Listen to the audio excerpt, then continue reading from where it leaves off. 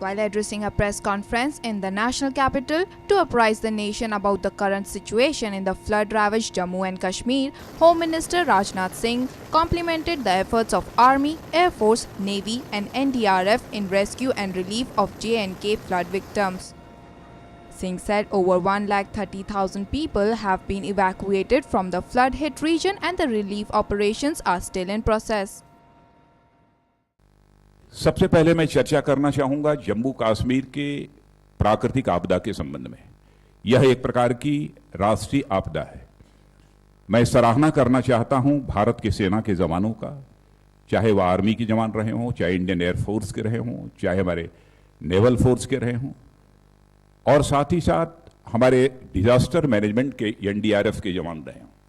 उन्होंने बहुत ही महत्वपूर्ण भूमिका निभाई है और अब तक जम्मू कश्मीर में लगभग 1,30,000 से अधिक लोगों को रेस्क्यू किया जा चुका है और अब भी यह निरंतर सेवा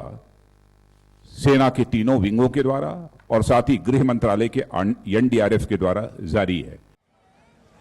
The Home Minister said that the centre will not let money be a hurdle in the rescue and relief operations being carried out in the valley. He added that PM Narendra Modi has assured full support to the J&K government and has also announced a special package of 1,000 crore rupees to the state. सबसे पहले जम्मू कश्मीर का दौरा मेरा हुआ था और आकर जब मैंने प्रधानमंत्री जी को वहां की वस्तुस्थिति के संबंध में जानकारी दी, प्रधानमंत्री जी ने फैसला किया कि मैं कल ही वहां पर जाऊंगा और जम्मू कश्मीर की स्वयं यात्रा प्रधानमंत्री जी ने की। जहां तक जम्मू कश्मीर को इस संकट की घड़ी में मदद करने का प्रश्न है, मैंने पहले ही कहा था कि स्टेट डिजास्टर रिस्पांस फंड में स्टेट गवर्नमेंट के पास इस समय 1,100 करोड़ उपलब्ध हैं और मैं यह जानकारी देना चाहता हूं आपको कि एसडीआरएफ में 90% कंट्रीब्यूशन यदि किसी का होता है तो सेंट्रल गवर्नमेंट का होता है। मैंने वहां के मुख्यमंत्री जी को कहा था कि इसका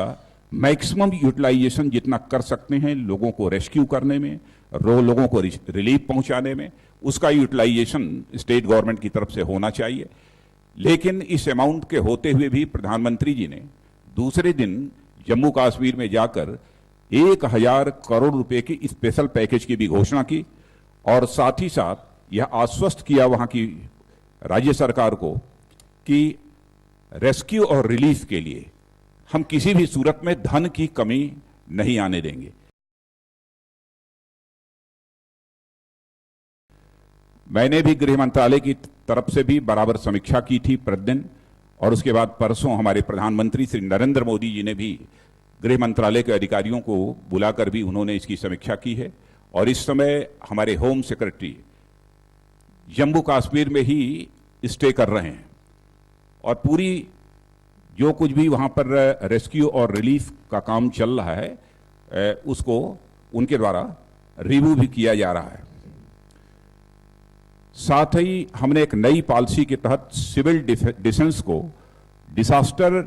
रिस्क रिडक्शन से जोड़ने के लिए 20 अगस्त को यानी पिछले महीने 2,090 करोड़ रुपए की एक नई स्कीम बनाई है। अब सिविल डिफेंस को डिजास्टर मैनेजमेंट का महत्वपूर्ण अंग बना दिया गया है। Powered by NNIS.